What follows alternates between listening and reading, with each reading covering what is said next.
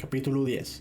Manejarse con el corazón. Melbourne McBroom era un jefe dominante y su temperamento intimidaba a quienes trabajaban con él. Este hecho podría haberse pasado inadvertido si McBroom hubiera trabajado en una oficina o en una fábrica, pero McBroom era piloto de una línea aérea. Un día de 1978, el avión de McBroom se acercaba a Portland, Oregon, cuando él notó que había un problema en el tren de aterrizaje, de modo que decidió sobrevolar la pista de círculos a una altura elevada mientras manipulaba el mecanismo. Mientras McBroom se obsesionaba con el tren de aterrizaje, los indicadores del combustible del avión se acercaban sin pausa al nivel de cero, pero sus copilotos estaban tan asustados por la furia de McBroom que no dijeron nada, ni siquiera cuando el desastre fue inminente. El avión se estrelló y resultaron muertas 10 personas. En la actualidad, la historia de este accidente se cuenta como una advertencia durante el entrenamiento de seguridad de los pilotos aéreos. En el 80% de los accidentes aéreos, los pilotos cometen errores que podrían haberse evitado, sobre todo si la tripulación hubiera trabajado en conjunto y más armoniosamente. El trabajo en equipo, las líneas abiertas de comunicación, la cooperación, el escuchar y expresar las opiniones, rudimentos de la inteligencia social, están ahora acentuados en el entrenamiento de pilotos, además de la habilidad técnica. La cabina del piloto es un microcosmos de cualquier organización de trabajo, pero al carecer de la dramática realidad vivida de un accidente de aviación, los efectos destructivos de la moral miserable, los trabajadores intimidados, los jefes arrogantes o cualquiera de las docenas de otras permutaciones de deficiencias emocionales en el lugar de trabajo pueden pasar totalmente inadvertidos por aquellos que se encuentran fuera de la escena inmediata. Pero los costos pueden ser interpretados en señales tales como la disminución de la productividad, un aumento en el cumplimiento de fechas tope, errores y contratiempos y un éxodo de empleados a escenarios más acogedores. Inevitablemente existe un costo en la base de los bajos niveles de inteligencia emocional en el trabajo. Cuando es elevado, las empresas pueden derrumbarse. La idea de costo-efectividad de la inteligencia emocional es relativamente nueva para las empresas, algo que a algunos gerentes pueden resultarles difícil de aceptar. Un estudio de 250 ejecutivos demostró que la mayoría sentía que su trabajo les exigía que aplicaran su cabeza pero no su corazón. Muchos dijeron que tenían que sentir empatía o compasión por aquellos con quienes trabajaban los colocaría en conflictos con sus metas organizativas. Uno opinó que la idea de percibir los sentimientos de aquellos que trabajaban para él era absurda y dijo que sería imposible tratar con la gente. Otros protestaron diciendo que si no eran emocionalmente reservados, les resultaría imposible tomar las duras decisiones que exige la profesión, aunque lo más probable es que transmitieran esas decisiones de una manera más humana. Este estudio se llevó a cabo en los años 70, cuando el entorno de las empresas era muy distinto. En mi opinión, esas actitudes son anticuadas y son un lujo de tiempos pasados. Una nueva realidad competitiva está dando un enorme valor a la inteligencia emocional en el lugar de trabajo y en el mercado. Como me comentó Shoshana Zuboff, psicóloga en la Facultad de Ciencias Empresariales de Harvard, las empresas han sufrido una revelación radical en este ciclo y con esto se ha producido una correspondiente transformación del paisaje emocional. Hubo un largo periodo de dominación administrativa de la jerarquía corporativa, cuando el jefe manipulador y agresivo fue recompensado, pero esta jerarquía dirigida empezó a quebrarse en los años 80, bajo la presión combinada en la globalización y la tecnología de la información. El agresivo simboliza el lugar donde ha estado la corporación, el virtuoso en habilidades interpersonales es el futuro corporativo. Algunos de los motivos son evidentes. Imaginemos la consecuencia que tiene para un grupo de trabajo el que alguien sea incapaz de evitar un estallido de ira o no tenga la menor sensibilidad con respecto a lo que siente la gente que lo rodea. Todos los efectos nocivos de la agitación con respecto al pensamiento analizados en el capítulo 6 operan también en el lugar de trabajo. Cuando la persona está emocionalmente perturbada, no puede recordar, aprender ni tomar decisiones con claridad. Como dijo un asesor administrativo, el estrés hace que la gente se vuelva estúpida. En el aspecto positivo, imaginemos los beneficios que tiene para el trabajador el ser hábil en las competencias emocionales básicas, estar sintonizados con los sentimientos de aquellas personas con quienes tratamos, ser capaces de resolver desacuerdos para que no se agudicen, tener la habilidad de atravesar estados de timidez mientras trabajamos. Liderazgo no es dominación, sino el arte de persuadir a la gente a trabajar hacia un objetivo común. Y en términos del manejo de nuestra propia carrera, puede no haber nada más fundamental que reconocer nuestros más profundos sentimientos con respecto a lo que hacemos y los cambios que podrían hacernos sentir más auténticamente satisfechos con nuestro trabajo. Algunas de las razones menos evidentes por las que las aptitudes emocionales están poniéndose a la vanguardia de las habilidades empresariales reflejan los cambios radicales que se están produciendo en los lugares del trabajo. Permítaseme aclarar mi punto de vista describiendo las diferencias que existen en las tres aplicaciones de la inteligencia emocional. Ser capaz de ventilar las quejas como críticas útiles, crear una atmósfera donde la diversidad resulta valiosa en lugar de ser motivo de fricción y trabajar eficazmente en equipo.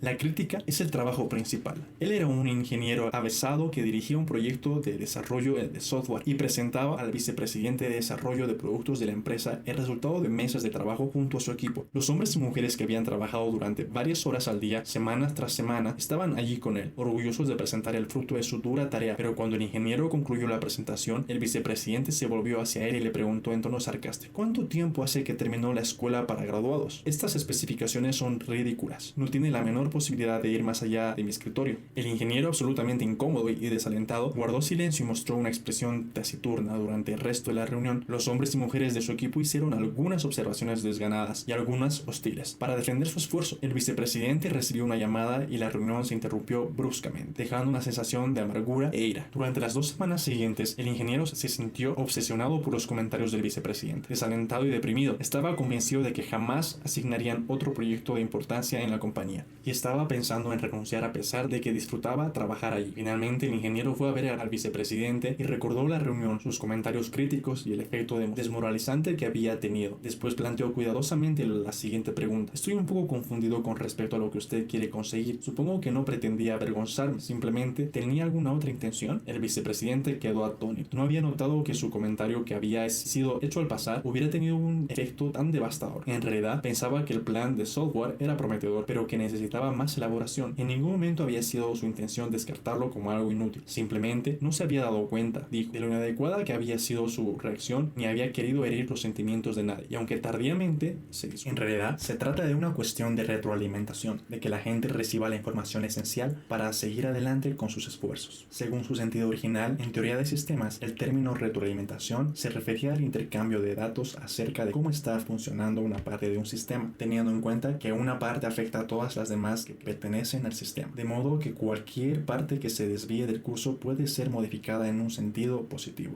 En una empresa, todo el mundo forma parte del sistema, de modo que la retroalimentación en el alma de la organización, el intercambio de la información que permite a la gente saber si el trabajo que están haciendo está saliendo bien o necesita algún ajuste, alguna mejora o algún planteo totalmente nuevo. Sin retroalimentación, la gente está en las tinieblas. No tiene idea de cómo tratar con su jefe, con sus pares, ni qué se espera de ella, con lo que cualquier problema empeora a medida que pasa el tiempo. En cierto sentido, la crítica es una de las tareas más importantes de un gerente. Sin embargo, es también una de las más temidas y postergadas, como el sarcástico vicepresidente y demasiados gerentes han manejado inadecuadamente el fundamental arte de la retroalimentación. Esta deficiencia tiene un gran costo, así como la salud emocional de una pareja depende de lo bien que ventilen sus quejas. La efectividad, la satisfacción y la productividad de la gente en el trabajo depende de cómo se les hable de los problemas acuciantes. De hecho, la manera en que se dan y se reciben las críticas es muy importante para determinar lo satisfecha que está la gente con su trabajo, con las personas con quienes trabaja y con las personas ante quienes es responsable. La peor manera de motivar a alguien. Las vicisitudes emocionales presentes en el matrimonio también funcionan en el lugar de trabajo, donde adoptan formas similares. Las críticas se expresan como ataques personales más que como quejas, sobre las que se pueden actuar. Existen acusaciones ad hominem con dosis de disgusto, sarcasmo y desdén. Ambas cosas dan origen a la actitud defensiva y a la evasión de la responsabilidad, y finalmente al bloqueo o a la amarga resistencia pasiva que se produce al sentirse injustamente tratado. En efecto, una de las formas más comunes de crítica destructiva en el lugar de trabajo, dice un asesor empresarial, es una afirmación global y generalizada como "estás estropeando las cosas", manifestada en tono duro, sarcástico y furioso, sin permitir la posibilidad de responder ni dar ninguna sugerencia acerca de cómo hacer las cosas mejor. Deja impotente y furiosa a la persona que la recibe. Desde el ventajoso punto de vista de la inteligencia emocional, esta crítica muestra una ignorancia de los sentimientos que provocará en aquellos que la reciben y del efecto devastador que esos sentimientos tendrán en su motivación, su energía y su confianza para hacer el trabajo. Esta destructiva dinámica se puso de manifiesto en un estudio de gerentes a quienes se les pidió que recordaran los tiempos en que se enfurecían con sus empleados y en el calor de la discusión hacían algún ataque personal. Los ataques airados tenían efectos como los que habrían tenido en una pareja casada. Los empleados que los recibían reaccionaban más a menudo adoptando una actitud defensiva, dando excusas o eludiendo la responsabilidad, o se bloqueaban, es decir, procuraban evitar el contacto con el gerente que se había enfurecido con ellos. Si hubieran sido objeto del mismo microscopio emocional que John Gottman utilizó con las parejas casadas, acordadas, estos empleados amargados sin duda habrían mostrado que pensaban como las víctimas inocentes o con la indignación absoluta típica de los maridos o las esposas que se sienten injustamente atacados. Si su fisiología hubiera sido medida, probablemente también habrían mostrado el desbordamiento que refuerza tales pensamientos, y sin embargo, los gerentes solo se sentían más furiosos y provocados por estas respuestas, lo que sugiere el comienzo de un ciclo que en el mundo empresarial termina logrando que el empleado renuncie o quede despedido, el equivalente al divorcio. En efecto, en un estudio de 108 gerentes y trabajadores administrativos, la crítica torpe estaba delante de la desconfianza, las luchas de personalidad y las disputas por el poder y la remuneración como motivo de conflicto en el trabajo. Un experimento llevado a cabo en el Rensselaer Polytechnic Institute muestra lo dañina que puede resultar en las relaciones de trabajo una crítica hiriente. Durante una simulación se asignó a los voluntarios la tarea de crear un anuncio para un nuevo champú. Otro voluntario, que actuaba en combinación con el investigador, supuestamente juzgaba los anuncios propuestos. Los voluntarios recibían una de las dos críticas acordadas de antemano. Una era considerada y específica, pero la otra incluía amenazas y culpaba a la persona de tener deficiencias innatas, con observaciones como: ni siquiera lo intentaste, parece que no puedes hacer nada bien y tal vez solo se trata de falta de talento, intentaré que lo haga otra persona. Como es comprensible, aquellos que eran atacados se volvieron tensos, furiosos y hostiles, y dijeron que se negarían a colaborar o cooperar en futuros proyectos con las personas que hacía la crítica. Muchos señalaron que deseaban evitar todo contacto. En otras palabras, se sentían bloqueados. Las duras críticas hacían que aquellos que las recibían quedaran tan desmoralizados que ya no se esforzaban tanto en su trabajo, y lo más grave era que decían que ya no se sentían capaces de hacer las cosas bien. El ataque personal era devastador para su moral. Muchos gerentes están muy dispuestos a criticar, pero son parcos con los elogios, lo que deja a sus empleados con la sensación de que reciben comentarios solo cuando cometen algún error. Esta tendencia a la crítica se ve exacerbada por gerentes que postergan durante largos periodos al ofrecer retroalimentación. La mayoría de los problemas del desempeño de un empleado no son repentinos, se desarrollan lentamente con el tiempo. Comenta J.R. Larson, psicólogo de la Universidad de Illinois en Urbana: cuando el jefe no logra expresar con prontitud sus sentimientos, la frustración se acumula lentamente. Entonces, un día estalla. Si la crítica se hubiera expresado con anterioridad, el empleado habría sido capaz de corregir el problema. Con demasiada frecuencia, la gente critica solo cuando las cosas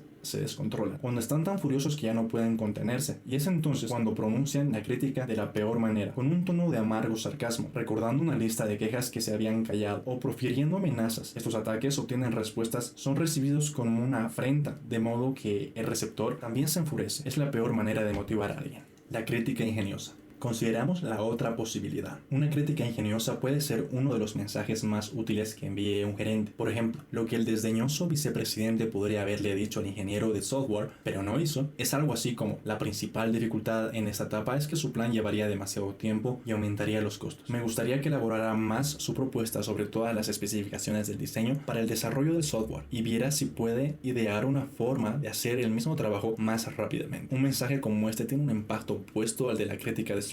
En lugar de crear impotencia, ira y rebelión, mantiene la ilusión de mejorar y sugiere el comienzo de un plan para lograrlo. Una crítica ingeniosa se centra en lo que la persona ha hecho y puede hacer en lugar de convertir un rasgo del carácter en un trabajo mal hecho. Como señala Larson, un ataque al carácter, llamar a alguien estúpido o incompetente, es un verdadero error. Quien lo recibe se pone de inmediato a la defensiva y deja de mostrarse receptivo a lo que se tiene que decir acerca de cómo hacer las cosas mejor. El consejo, por supuesto, es exactamente el mismo para las parejas que ventilan sus quejas. Y en términos de motivación, cuando la gente cree que los fracasos se deben a algún déficit inalterable que hay en ellos, pierden la esperanza y dejan de intentar. Convicción básica que lleva al optimismo es que los contratiempos o los fracasos se deben a circunstancias que nosotros podemos cambiar o mejorar. Harry Levinson, un psicoanalista que se convirtió en asesor de una empresa, da el siguiente consejo sobre el arte de la crítica, que está intrínsecamente vinculado con el arte del elogio. Ser específico. Tomemos un incidente significativo, un episodio que ilustra un problema grave que necesita modificación o una pauta de deficiencia como la incapacidad de hacer bien ciertos aspectos de trabajo. Pero la gente es desmoralizante escuchar solo que están haciendo algo mal sin saber cuáles son los detalles y pueden cambiar. Centrarse en los detalles diciendo qué es lo que la persona hizo bien, qué es lo que hizo mal y cómo podría modificarse. No hablar con rodeos, ni ser indirecto ni evasivo. Eso empañaría el mensaje real. Por supuesto, esto es similar al consejo dado a las parejas acerca de la declaración XYZ de una queja. Decir exactamente cuál es el problema que ocurre con él o cómo se siente uno al respecto y qué se podría cambiar. La especificidad, señala Levinson, es tan importante para el elogio como para la crítica. No diría que el elogio vago no tiene absolutamente ningún efecto, pero no tiene demasiado y no se puede aprender de él. Ofrecer una solución. La crítica, como toda retroalimentación útil, debería señalar una forma de corregir el problema. De lo contrario, deja al receptor frustrado, desmoralizado o desmotivado. La crítica puede abrir la puerta a posibilidades y alternativas que la persona no advierta que existían, o simplemente sensibilizar a las deficiencias que necesitan atención. Pero deberían incluir sugerencias acerca de cómo ocuparse de estos problemas. Estar presente. Las críticas, al igual que los elogios, resultan más eficaces si se expresan cara a cara y en privado. Las personas que se sienten incómodas al manifestar una crítica o al ofrecer un elogio probablemente sienten alivio al hacerlo poniendo distancia de por medio, por ejemplo con un memorándum, pero esto hace que la comunicación resulte demasiado impersonal y le quita a la persona que la recibe la posibilidad de dar una respuesta o una aclaración. Mostrarse sensible.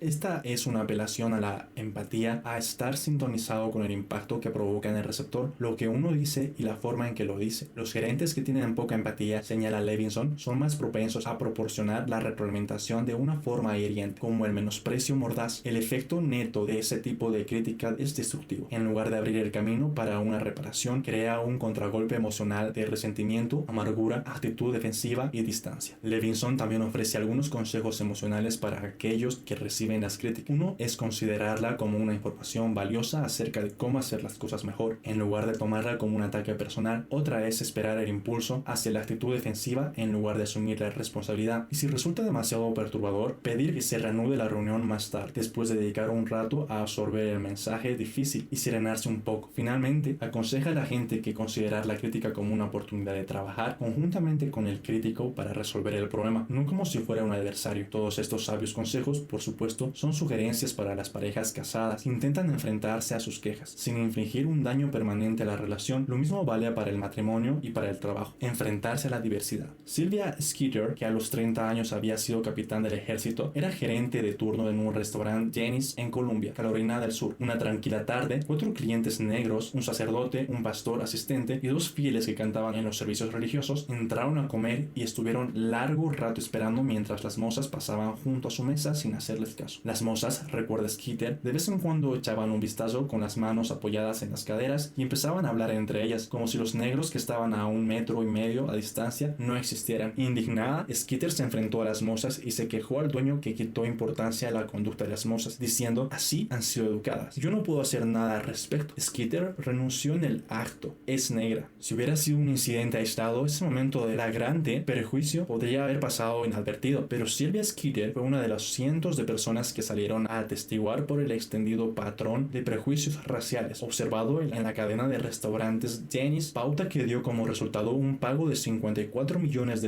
en un juicio por demanda colectiva a favor de miles de clientes negros que habían sufrido tales indignaciones. Entre las demandantes se encontraron 7 agentes de servicio secreto afroamericano que se encontraban allí para brindar protección al presidente Clinton, que visitaba la Academia Naval de Estados Unidos en Annapolis, que estuvieron esperando su desayuno durante 1 hora mientras sus colegas blancos de la mesa continua fueron atendidos de inmediato. También había una chica negra paralítica de Tampa, Florida, que una noche tarde estuvo sentada en su silla de ruedas durante 2 horas esperando su comida. La pauta de discriminación afirmaba la demanda colectiva. Respondía a la extendida convicción de la cadena Denny's, sobre todo en el nivel gerente de distrito y sucursal, de que los clientes negros perjudicaban al negocio. En la actualidad, sobre todo como resultado de la demanda y de la publicidad que alcanzó la cadena Denny's, está reparado su conducta con la comunidad negra, y todos los empleados, especialmente los gerentes, deben asistir a cursos en los que se habla de las ventajas de tener una clientela multirracial. Estos seminarios se han convertido en un ingrediente básico del entrenamiento en las empresas de todo el país, con la creciente convicción por parte de los gerentes de que aunque la gente tenga prejuicios, debe aprender a actuar como si no los tuviera. Las razones vinculadas a la decencia humana son pragmáticas. Una es el cambiante aspecto de la fuerza laboral. Los hombres blancos, que solían ser el grupo dominante, se está convirtiendo en una minoría. Un estudio de varios cientos de compañías norteamericanas descubrió que más de las 3/4 partes de los nuevos empleados eran no blancos. Un cambio demográfico que también se ve reflejado en gran medida en el cambiante grupo de los clientes. Otra razón es la creciente necesidad de las compañías internacionales de tener empleados que no solo dejen de lado cualquier inclinación y valoren a la gente de las diversas culturas y mercados, sino que también conviertan esa apreciación en una ventaja competitiva. Una tercera principal motivación es el potencial fruto de la diversidad en términos de creatividad colectiva elevada y energía emprendedora. Todo eso significa que la cultura de una organización debe cambiar para favorecer la tolerancia, aunque las tendencias individuales sigan siendo las mismas. Pero ¿cómo puede lograr esto una compañía? La triste realidad es que los cursos de un día, un video o entrenamiento para la diversidad de un fin de semana no parecen cambiar realmente las tendencias de aquellos empleados que asisten a los mismos con profundos prejuicios contra uno u otro grupo, ya sean blancos contra negros, negros contra asiáticos o asiáticos contra hispanos. En realidad, el efecto de los cursos que crean falsas expectativas al prometer demasiado o simplemente crean una atmósfera de confrontación en lugar de crear comprensión puede ser intensificar las tensiones que dividen a los grupos en los lugares de trabajo, llamando aún más la atención sobre estas diferencias. Para comprender lo que se puede hacer, es útil comprender primero la naturaleza del prejuicio mismo, las raíces del prejuicio. El Dr. Vainik Volkan es en la actualidad psiquiatra de la Universidad de Virginia. Recuerda lo que fue crecer en el seno de una familia turca en la isla de Chipre, en aquel entonces encarnizadamente disputada por turcos y griegos. De niño, Volkan oía rumores según los cuales el símbolo del sacerdote griego del lugar tenía un nudo por cada niño turco que había estrangulado, y recuerda el tono de desesperación con que le contaron que sus vecinos griegos comían cerdos, cuya carne era considerada repugnante por la cultura turca. Ahora, como estudios del conflicto étnico, Volkan señala aquellos recuerdos de la infancia que muestran cómo los odios entre los grupos se mantienen vivos a lo largo de los años. A medida que cada nueva generación está inmersa en tendencias hostiles como estas, el precio psicológico de la lealtad al propio grupo puede ser la antipatía hacia otros, sobre todo cuando existe una larga historia de enemistad entre los grupos. Los prejuicios son una especie de aprendizaje emocional que tiene lugar en las primeras etapas de la vida, haciendo que estas reacciones sean difíciles de erradicar por completo, incluso en la gente que en la edad adulta considera erróneo mostrarlas. Las emociones del prejuicio se forman en la infancia, mientras las convicciones que se utilizan para justificarlo surgen después, explicó Thomas Pettigrew, un psicólogo social de la Universidad de California en Santa Cruz que ha estudiado durante décadas el tema del prejuicio. Más tarde, uno puede sentir deseos de cambiar los prejuicios, pero es mucho más fácil cambiar las convicciones intelectuales que los sentimientos profundos. Muchos sureños me han confesado, por ejemplo, que aunque mentalmente ya no tienen prejuicios contra los negros, sienten aprehensión cuando le estrechan la mano a uno. Esos sentimientos son los que les queda de lo que aprendieron de niños en su familia. El poder de los estereotipos que refuerzan el prejuicio surge en la parte de una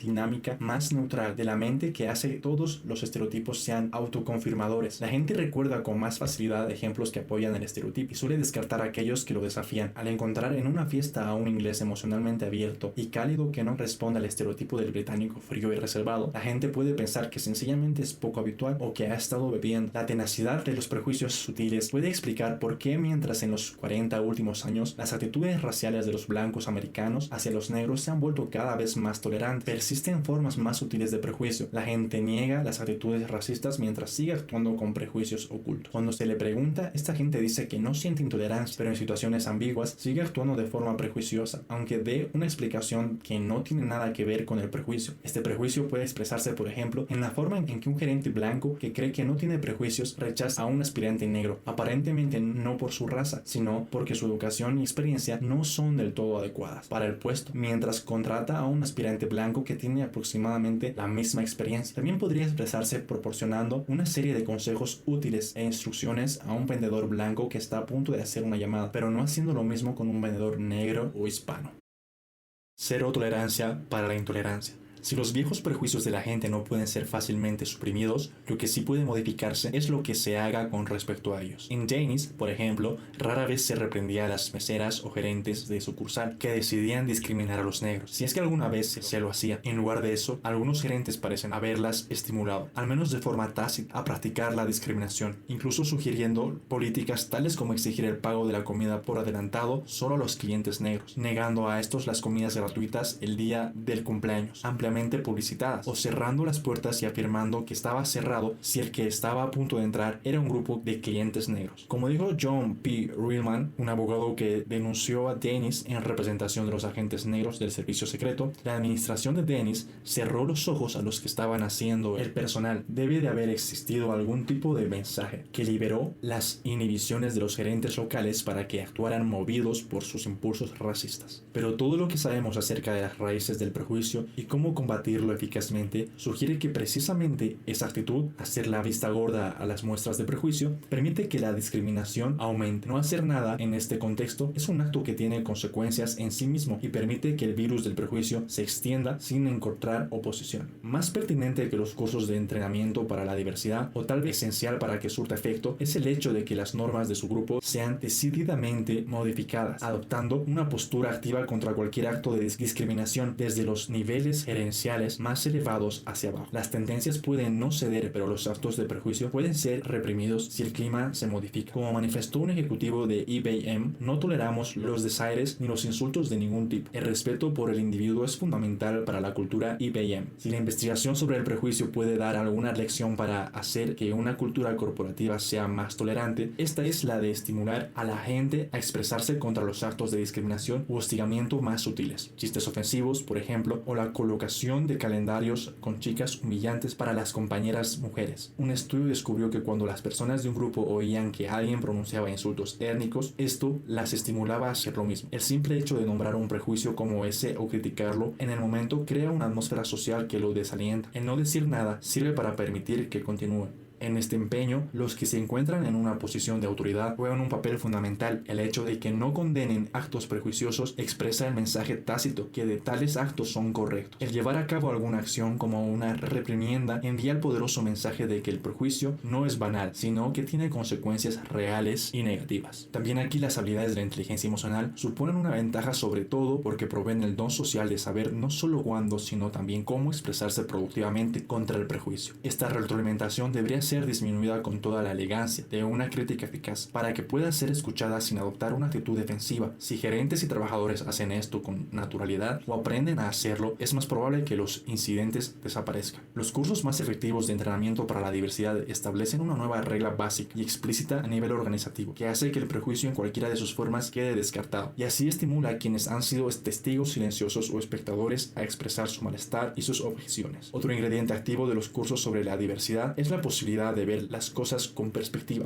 una postura que estimula la empatía y la tolerancia en la medida en que la gente llega a comprender el dolor de aquellos que se sienten discriminados. Tiene más posibilidades de expresarse contra esto. En resumen, resulta más práctico tratar de suprimir la expresión del prejuicio que intentar eliminar la actitud de sí misma. Los estereotipos cambian muy lentamente cuando lo hacen. El solo hecho de reunir a personas de diferentes grupos hace poco o nada por disminuir la intolerancia, como lo demuestran los casos de segregación en la escuela, en los que la hostilidad intergrupal aumentó en lugar de disminuir. Para la gama de programas de entrenamiento para la diversidad que inundan el mundo corporativo, esto significa que una meta realista es cambiar las normas de un grupo para mostrar prejuicios u hostigamiento. Estos programas pueden hacer mucho para inculcar en la conciencia colectiva la idea de que el fanatismo o el hostigamiento no son aceptables y no serán tolerados, pero esperar que un programa de este carácter desarraigue en los prejuicios profundamente establecidos es poco realista. Sin embargo, dado que los prejuicios son una variedad del aprendizaje emocional, el aprendizaje es posible, aunque lleva tiempo, y no debería esperarse que sea el resultado de un taller de una sola sesión de entrenamiento en la diversidad. Sin embargo, lo que puede marcar una diferencia en la camaradería constante y los esfuerzos diarios hacia una meta común realizados por personas de diferente preparación, aquí la lección es la que ofrece la segregación en la escuela. Cuando un grupo no logra mezclarse socialmente y en lugar de eso forma camarillas hostiles, los estereotipos negativos se intensifican, pero cuando los alumnos han trabajado conjuntamente como iguales para alcanzar un objetivo común, por ejemplo en un equipo deportivo o en una banda, sus estereotipos se derrumban, como puede ocurrir naturalmente en el lugar del trabajo cuando la gente trabaja combinadamente y como iguales a lo largo de los años.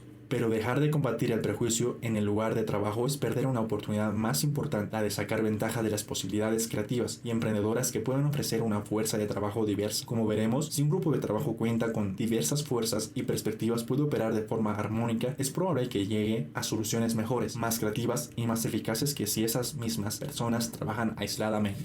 Comprensión organizativa y el coeficiente intelectual grupal. A finales del siglo, un tercio de la fuerza de trabajo norteamericana estará formada por trabajadores del conocimiento, personas cuya productividad se caracteriza por añadir valor a la información, ya sean analistas del mercado, escritores o programadores de computadoras. Peter Drucker, el eminente y experto empresario que acuñó el término trabajador del conocimiento, señala que la pericia de estos trabajadores es altamente especializada y que su productividad depende de que sus esfuerzos sean coordinados como parte de un equipo organizativo. Los escritores no son editores, los programadores de computadora no son distribuidores de software, aunque la gente siempre ha trabajado en conjunto, señala Drucker. Con el trabajo del conocimiento, la unidad de trabajo con los equipos más que el individuo mismo. Y si eso indica por qué la inteligencia emocional, las habilidades que ayudan a la gente a vivir en armonía, deberían valorarse cada vez más como una ventaja laboral en los años venideros. Tal vez la forma más rudimentaria de equipo de trabajo organizativo es la reunión, esa parte insoslayable de las actividades de un ejecutivo en la sala de juntas, en el despacho de alguien. Cuerpos en la misma habitación solo son el ejemplo más obvio y en cierto modo articulado del sentido en el que el trabajo es compartido. Redes de trabajo electrónicas, teleconferencias, equipos de trabajo, redes de trabajo informales y cosas por el estilo están surgiendo como las nuevas entidades funcionales en las organizaciones, en la medida en que la jerarquía explícita como gráfico organizativo es el esqueleto de una organización. Estos puntos de contacto humanos son un sistema nervioso central. Cada vez que la gente se une para colaborar, ya sea en una reunión de planteamiento ejecutivo o como equipo que trabaja para obtener un producto compartido, existe un sentido muy real en el que tienen un coeficiente intelectual grupal, la suma total de los talentos y habilidades de todos los que participan y la eficacia con que realicen su tarea estará determinada por lo elevado que sea su coeficiente intelectual. El único elemento más importante de la inteligencia grupal, como se ha visto, no es el coeficiente intelectual en el sentido académico, sino más bien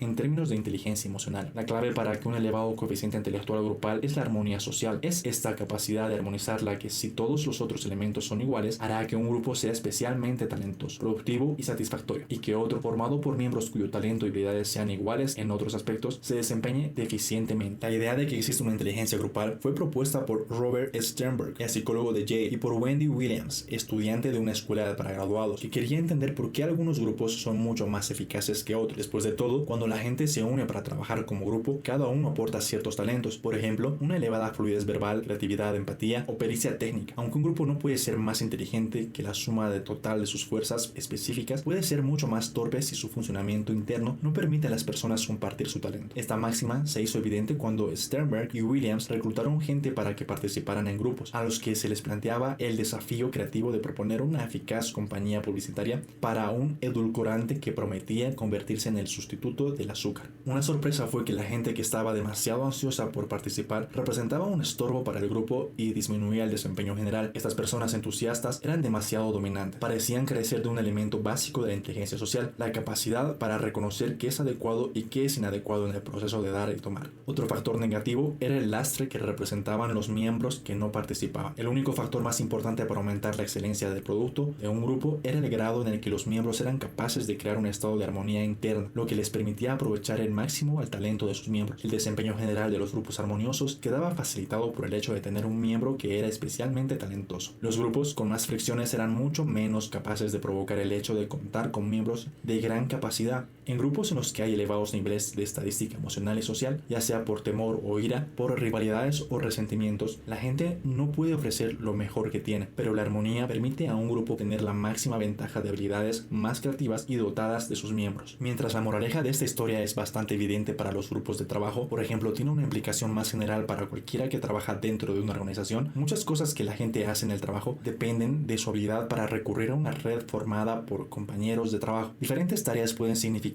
recurrir a diferentes miembros de la red de trabajo. En efecto, esto crea la posibilidad de que existan grupos ad hoc, cada uno con una membresía destinada a ofrecer una serie óptima de talentos, pericia y aptitud. La eficacia con que la gente puede operar en una red de trabajo, en efecto, convertirla en un equipo transitorio y ad hoc, es el factor fundamental en el éxito del trabajo. Consideremos, por ejemplo, un estudio llevado a cabo con los principales trabajadores de Bell Labs, el mundialmente famoso depósito de pensamiento científico cercano a Princeton. El laboratorio está formado por ingenieros y científicos que se encuentran en el nivel más elevado de las pruebas académicas del coeficiente intelectual, pero en este pozo de talentos algunos se destacan como estrellas mientras otros solo tienen un rendimiento mediocre. La diferencia entre las estrellas y los demás no está en su coeficiente intelectual académico, sino en su coeficiente intelectual emocional. Son más capaces de motivarse y de hacer funcionar sus redes de trabajo informales en los equipos ad hoc. Las estrellas fueron estudiadas en una división del laboratorio, una unidad que crea y diseña los interruptores electrónicos que controlan el sistema de teléfonos. Una pieza de ingeniería electrónica sumamente refinada y exigente debido a que el trabajo está más allá de la capacidad de cualquier persona para abordarlo. Se realiza en equipos que pueden estar formados por un número de ingenieros que oscila entre los 5 y los 150.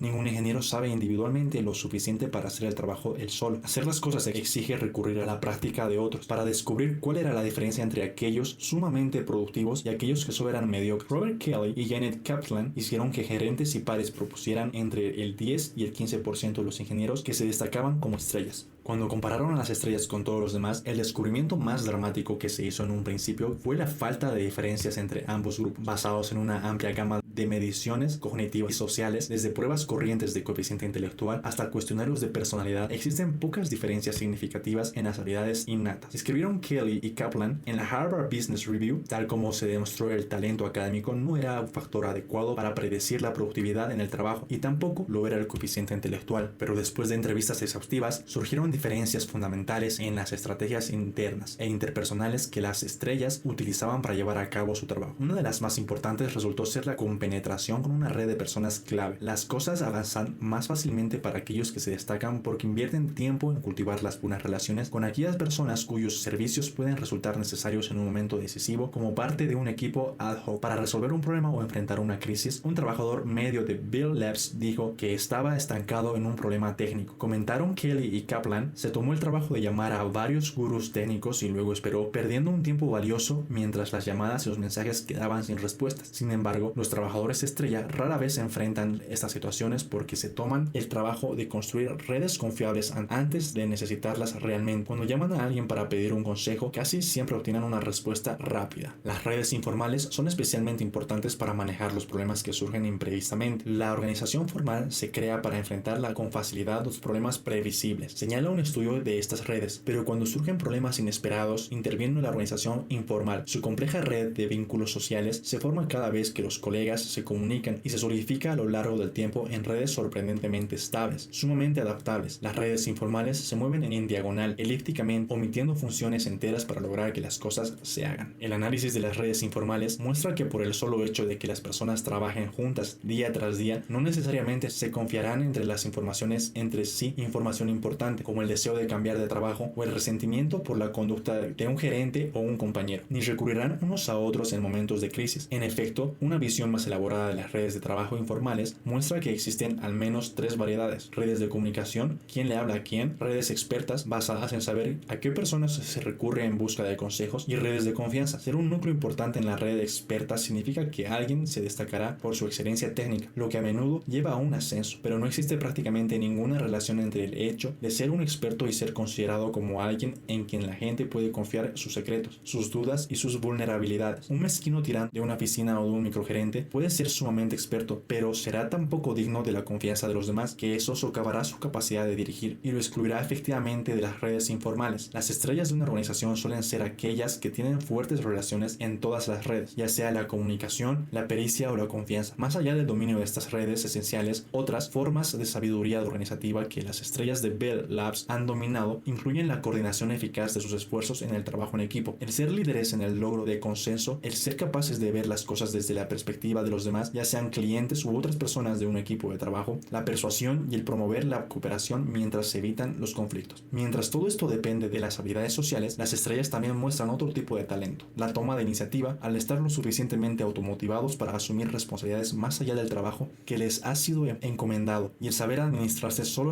en el sentido de regular eficazmente su tiempo y sus compromisos de trabajo. Por supuesto, todas estas habilidades son aspectos de la inteligencia emocional. Existen marcadas señales de que lo que ocurre en Bell Labs es un síntoma del futuro de la vida corporativa, una mañana en el que las habilidades básicas de la inteligencia emocional serán cada vez más importantes en los equipos de trabajo, en la cooperación, en ayudar a las personas a aprender juntas cómo trabajar con mayor eficacia, mientras los servicios basados en el conocimiento y el capital intelectual se vuelven más importantes para las corporaciones. Mejorar la forma en que la gente trabaja será una manera fundamental de influir en el capital intelectual, marcando una diferencia competitiva esencial para mejorar, sino para sobrevivir. Las corporaciones harían bien en elevar su inteligencia emocional colectiva.